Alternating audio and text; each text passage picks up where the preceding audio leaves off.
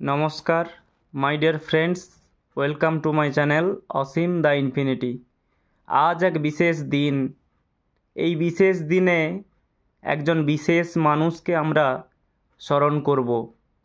স্বামীজির আদর্শে যার জীবন গড়া সেই মহান দেশনায়ক নেতাজি সুভাষচন্দ্র বসুর আজ মহানিষ্ক্রমণ দিবস।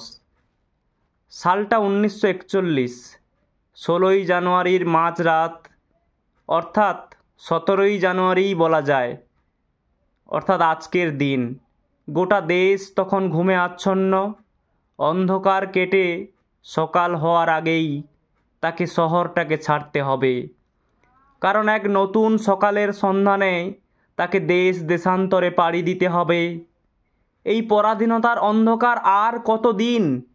অনেক তো হলো, কত আন্দোলন, কত শহীদের প্রাণ, কিন্তু না, ব্রিটিশকে দমানো যাবে না এইভাবে।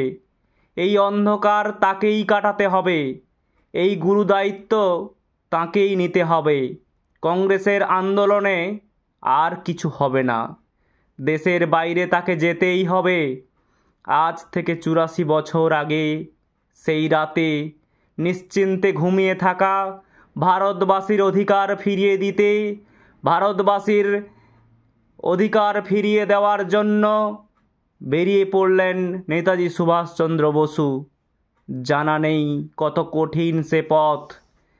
এ তো যেন তেন কাজ নয়, এ এক ভয়ানক কাজ, দেশকে স্বাধীন করানোর কাজ। দোর্দণ্ড প্রতাপ ব্রিটিশ সাম্রাজ্যের বিরুদ্ধে এ এক যুদ্ধ ঘোষণা। হ্যাঁ, আজ সেই মহানিষ্ক্রমণ দিবস, 17ই জানুয়ারি, নেতাজি সুভাষচন্দ্র বসুর গৃহত্যাগের মহানিষ্ক্রমণ দিবস। গৃহবন্দী সুভাষ ব্রিটিশকে বোকা বানিয়ে চললেন কাবুলের পথে। গৃহত্যাগ ও ব্রিটিশকে বোকা এর আগে তিনি বহুবার বানিয়েছেন, তবে এবারের সঙ্গে তার তুলনা চলে না। পরনে আলখাল্লা, একগাল দাড়ি, মাথায় পাগড়ি, পরিচয় বিমা এজেন্ট, নাম মোহাম্মদ জিয়াউদ্দিন। পরিকল্পনা বহুদিনের, অনশন আন্দোলন বন্ধ করতে, ব্রিটিশকে তাকে জেল থেকে ছাড়তে বাধ্য করা, গৃহবন্দী হয়ে থাকা, সবটাই প্ল্যান মাফিক। নিখুঁত পরিকল্পনা, যার নেপথ্যে মেজদাদা শরৎচন্দ্র বসু। জানতেন আরও অনেকেই, কেউ বেশি কেউ কম, তবে কিছু যে একটা ঘটতে চলেছে আঁচ করেছিলেন অনেকেই, কিন্তু কেউ ঘুণাক্ষরেও বুঝতে পারেননি সেদিন এত বড় একটা সিদ্ধান্ত নিয়ে ফেলেছিলেন সুভাষচন্দ্র বসু। কারণ গৃহবন্দী সুভাষ তখন মৌনব্রত পালন করছেন, খাওয়া দাওয়াও কমিয়ে দিয়েছেন। অনেকেই ভাবছেন তিনি হয়তো সাধু হয়ে যাবেন, কিন্তু দেশপ্রেম যার মনে, সে কি তখন সর্বত্যাগী সাধু হতে পারেন? মেজদাদা সত্যিটা জানতেন, এছাড়াও জানতেন আরও দুইজন। ভাইপো শিশিরকে সঙ্গে নিয়ে বেরিয়ে পড়লেন এলগিন রোডের বাড়ি থেকে। গাড়ির model German wonder sedan BLA 7169, চালক ভাইপো শিশির। এরপর নেতাজির সেই দুর্গম যাত্রা আপনাদের অনেকেরই কম বেশি জানা। কত ছদ্মবেশ নিয়েছেন, কত দুর্গম পথ পার হয়েছেন হেঁটে পেরিয়ে, কত দেশ পাড়ি দিয়েছেন, কত মানুষের সঙ্গে সাক্ষাৎ করেছেন। উফ, এই অসাধ্য সাধনের গল্প আমরা আজ যখনই পড়ি বা কল্পনা করি, আমাদের কণ্ঠ কেমন যেন বুজে বুজে আসে, চোখ ছলছল করে ওঠে। সুভাষ আসলে কোনো নাম নয়, সুভাষ আমার আপনার অস্তিত্ব, আমার আপনার বিবেক, আমার আপনার পরিচয়, আমার আপনার আবেগ। এ এমন এক আবেগ যা শেষই হতে চায় না। স্বাধীনতার এতগুলো বছর পরও যখন পরাধীনতার সেই দিনগুলোর কথা অনুভব করি, তখন মনে হয় আজ আমরা নিজের দাবি দাওয়া বুঝে নিতে শিখেছি, সবে শিখেছি স্বার্থপরতাও।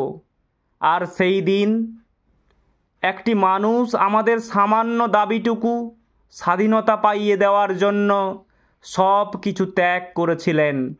সেটাই হয়তো ছিল নেতাজির শেষ রাত, যে রাতের পর তিনি আর কোনো দিন কলকাতার আকাশের সূর্য দেখেননি, দেখেননি মায়ের মুখটা, দেখেননি তার প্রিয়জনদের। নেতাজি সত্যিই সেদিন জানতেন না হয়তো তিনি এরপর কী করবেন। হয়তো নেতাজি সেদিন সত্যিই জানতেন না তার এই পদক্ষেপের ভবিষ্যৎ কী। তবু লড়াইয়ের ময়দান ছাড়তে তিনি কোনো দিনই রাজি ছিলেন না। একা একজন ব্যক্তি সেদিন ব্রিটিশ সাম্রাজ্যের ভিত নাড়িয়ে দিয়েছিলেন। সেই সিংহ হৃদয়ের নাম সুভাষচন্দ্র।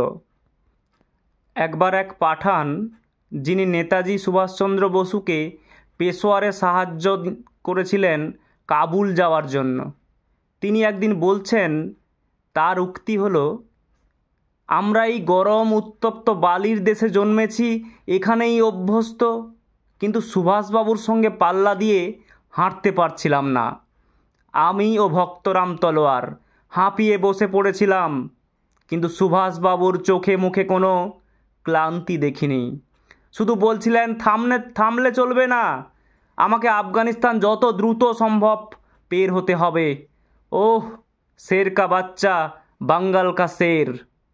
এমন একজন মানুষ শুধু আমাদের কাছে একজন আদর্শ নন, শুধু আমাদের কাছে একজন বিবেক বা আবেগ নন, তিনি আমাদের কাছে সাক্ষাৎ ভগবান, যিনি এই দেশের জন্য নিজের সব সুখ স্বাচ্ছন্দ্য জলাঞ্জলি দিয়েছিলেন। আর সেই দেশের কিছু স্বার্থান্বেষী তাকে কি দিলেন? আমরাই বা কী দিতে পারলাম? ক্ষমা করো নেতাজি, আমাদের সকলকে তুমি ক্ষমা করো। তোমার এই মহা নিষ্ক্রমণের বিশেষ দিনে আজ আমরা তোমার কাছে ক্ষমা প্রার্থী। ক্ষমা করো নেতাজি, ক্ষমা করো নেতাজি, আমাদের সকলকে তুমি ক্ষমা করো। নমস্কার।